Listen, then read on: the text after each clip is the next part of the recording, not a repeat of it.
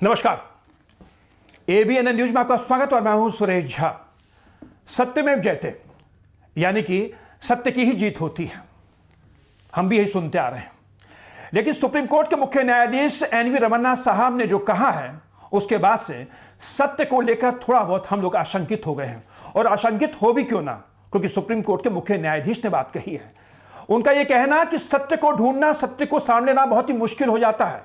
और उसके पीछे जो उन्होंने उदाहरण दिया है वो दिया है भूसे के ढेर में अनाज के दाने ढूंढने के बराबर। भले ही इस बयान को हम लोग तवज्जो ना दें, लेकिन एनवी रमन्ना साहब का कहना अपने आप में बहुत कुछ कह जाता है। तो आज हमारा इसी पे खास प्रोग्राम है कि सीजीआई ने आखिर ऐसा क्यों कहा। और हमारे साथ जो खास मेहमान हैं वह है पटना हाई कोर्ट की रिटायर्ड जज अंजना प्रकाश, जो सीधे हमारे साथ जुड़ी हैं पटना से। मैम, आपका बहुत बहुत स्वागत हमारे चैनल में।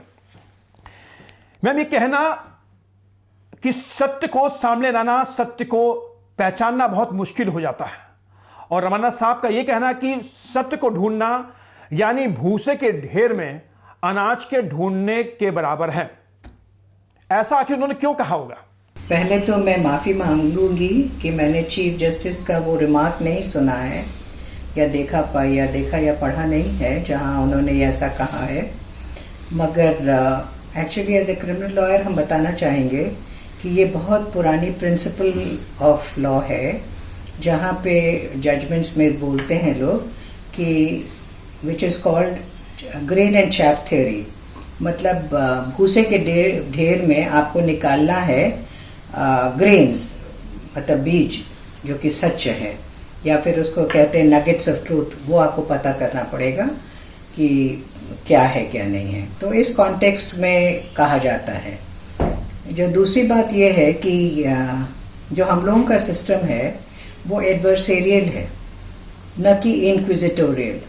इंक्विजिटोरियल सिस्टम में होता है क्या कि जज जो है वो खुद भी कुछ इंक्विजिशन करता है या कुछ इन्वेस्टिगेशन करता है, उसके बेसिस पर वो अपना फैसला देता है। हम लोगों का जो एडवर्सेरियल सिस्टम है उसमें दो पार्टी होते हैं और दोनों पार्टी अपना अपना तथ्य प्रोड्यूस करते हैं। जो प्रोसिक्यूशन होता है क्रिमिनल मैटर्स में, प्रोसिक्यूशन जो होता है वो इन्वेस्टिगेशन के स्टेज पर पुलिस का कोई अंग होता है, चाहे सीबीआई हो या सीआईडी हो या फिर कोई स्टेट पुलिस हो या कोई भी कोई इन्वेस्टिगेटिंग एजेंसी, उसका काम होता है सब मटेरियल्स को कलेक्ट करके कोर्ट के सामने लाना। अब यहाँ पे ये बहुत ज़रूरी है कि जो इन्वेस्टिगेटिंग एजेंसी है वो ऑनेस्टली अपना काम करे, डिस्पैशनेटली काम करे और जो रियल फैक्ट है उसको कोर्ट के सामने लाए। अगर वो रियल फैक्ट कोर्ट के सामने नहीं लाएगा तो फिर तो कोर्ट भी बेचारा ये डिप्राइव्ड हो जाता है to know what really was there.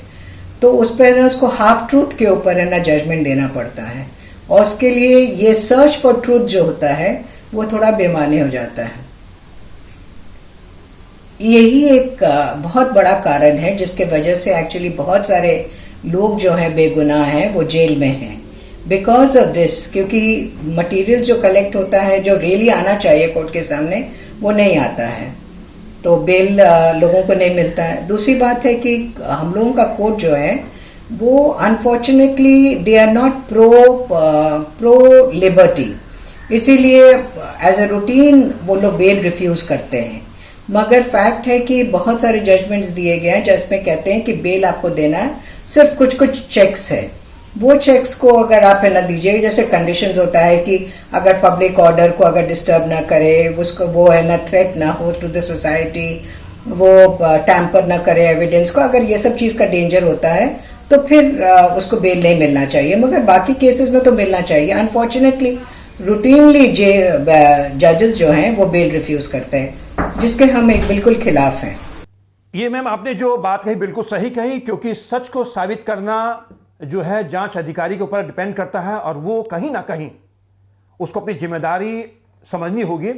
लेकिन मैम मेरा दूसरा सवाल आपसे यह है कि सुप्रीम कोर्ट के मुख्य न्यायाधीश का यह कहना तो कहीं ना कहीं मन को आशंकित जरूर करता है, लेकिन यह भी सबसे बड़ा सवाल ये खड़ा होता है कि सच को साबित करने में वाकई बहुत दिक्कत आती है, बहुत मुश्किलों का सामना करना पड़ता है, लेकिन झूठ को साबित करने के लिए कहीं से भी दिक्कत नहीं करते। कोर्ट में जब मामला आता है तो पूरा दारोमदार जांच अधिकारी पर डिपेंड करता है।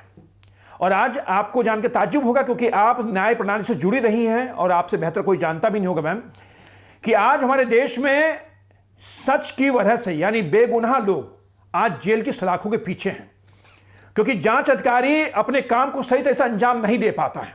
हम कहते सभी एक जैसे नहीं होते हैं, लेकिन अधिकांश मामलों में देखा गया है कि जांच अधिकारी को जो अपनी जिम्मेदारी जो समझनी चाहिए वो कहीं ना कहीं दूसरों की जिंदगी के साथ खिलवाड़ करता है। उसके पीछे सीधे सीधे जुड़ा हो तो करप्शन, क्योंकि आज हमारे देश में करप्शन जो है आम लोगों की नसों में जाके रग बस चुका है, क्योंकि उसको निकालना बहुत मुश्किल है। और सीजीआई का कहना बहुत ही मायने रखता है, भले ही इसको आज तवज्जो ना दिया जाए उनके बयान को, लेकिन उनका ये कहना अपने आप में बहुत कुछ दर्शाता है कि आज के समय में, आज के जमाने के अंदर सच को साबित करना वाकई बहुत दिक्कत है। लेकिन मैम मेरा आपसे जो सवाल है, तो ऐसे परिस्थिति में मैम मुझे आप ये बताइए, तो न्याय कैसे मिलेगा? जिसको न्याय का मंदिर कहते हैं, जिस अदालत को अगर वहां के मुख्य न्यायाधीश अगर कह दें ये बात, तो फिर न्याय की उम्मीद हम कहां से लगाएंगे? दूसरी बात यह है कि कुछ प्रोविजंस भी ऐसे हैं जो कि अक्यूज के खिलाफ हैं, जैसे यूएपीए।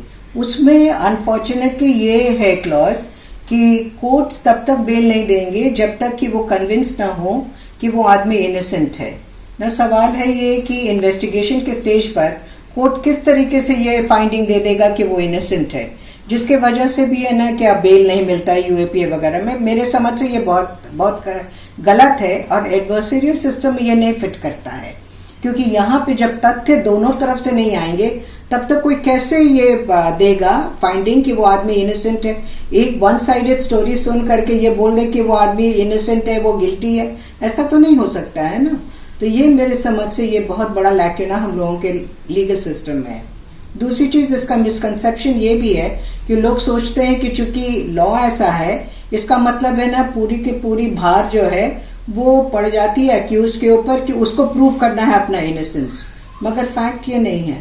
फैक्ट ये है कि प्रोसिक्यूशन को पहले अपना केस प्रूव करना होगा, उसके बाद ही फिर ओनर शिफ्ट करता है अक्यूज पे।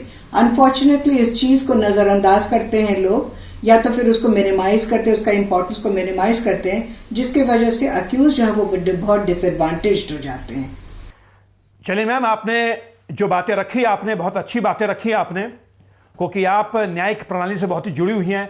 लेकिन मैम आपको आज मैं एक बात बता देना चाहता हूं कि भले ही जांच अधिकारी अपने कर्तव्यों का निर्वाह ठीक से करे ना करे, पुलिस का लोगों का पुलिस से भले ही विश्वास उठ जाए, प्रशासन पर लोगों का विश्वास भले ही रहे ना रहे, लेकिन कोर्ट की जो विश्वसनीयता है, कोर्ट की जो मर्यादा है, कोर्ट जो एक न्याय का मंदिर है, उस पर हमेशा से लोगों का विश्वास रहा है और रहेगा हमेशा। इसमें दो राय नहीं है, क्योंकि चाहे जांच अधिकारी कितनी कोशिश कर ले, लोगों की आखिरी उम्मीद कोर्ट से होती है। और आपको जान के हैरानी होगी कि उत्तर प्रदेश में एक ऐसा मामला था जिसमें 20 साल के बाद इलाहाबाद हाई कोर्ट ने एक शख्स को रिहा किया। वो भी रिहा किया सच को देख के, क्योंकि जांच अधिकारी उस मामले को ऐसा घिनौना बना दिया था कि कहीं ना कहीं जो उसने क्राइम नहीं किया था उसको उसकी सजा भुगतनी पड़ी, और 20 साल तक वो जेल की सलाखों के पीछे रहा। तो मैम आपका बहुत बहुत शुक्रिया, आप हमारे साथ जुड़ी। ये थी पटना हाई कोर्ट की रिटायर्ड जज अंजना प्रकाश जो हमारे साथ जुड़ी थी। तो आज का जो हमारा प्रोग्राम था वो था सच को लेके था। सुप्रीम कोर्ट के मुख्य न्यायाधीश ने जो बात कही थी उसी को लेके हमारा प्रोग्राम था। आखिर सीजीआई ने ऐसा क्यों कहा, क्योंकि उनका कहना अपने आप में बहुत बड़ी बात है। सच को वाकई साबित करना पड़ता है, झूठ को साबित करने की कोई जरूरत नहीं होती है। और हमारे न्याय प्रणाली में ऐसा है, और खासकर जो केस होते हैं, जो क्रिमिनल केस होते हैं, उसमें सीधे सीधे जिम्मेदारी होती है जांच अधिकारी की। लेकिन जब जांच अधिकारी किसी ना किसी वजह से ट्रैक से भटक जाता है, चाहे करप्शन की वजह से, चाहे किसी के दबाव में, तो आप सोचिए जो इस न्याय के मंदिर में कितना कोहराम मचता होगा। तो यह था हमारा खास प्रोग्राम। आपको कैसा लगा हमें अपने कमेंट्स के जरिए जरूर बताइएगा। नमस्कार।